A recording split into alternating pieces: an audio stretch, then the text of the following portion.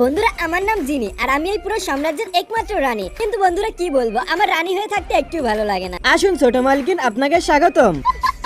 বন্ধুরা আমার এরকম মজা করতে অনেক ভালো লাগে। মালকিন আপনি কেমন বেশি আছেন? আপনাকে তাড়াতাড়ি কোম্পানিতে যেতে হবে। এই কোম্পানি থেকে বাসা, বাসা থেকে কোম্পানি, আমার তো এসব করতে অসহ্য লাগে। এই জন্য আজকে কোম্পানির কাজ তুমি হ্যান্ডেল করবা। কিন্তু ম্যাম আমি কিভাবে? ব্যাস কাটাপ্পা, আমি জানি তুমি সামলাতে পারবা। এবার এটুকু বলে আমি এখান থেকে আমার মঞ্জিলের দিকে চলে যাই। বাহুবলী যা বলেছে আমি তাই করেই ছাড়বো।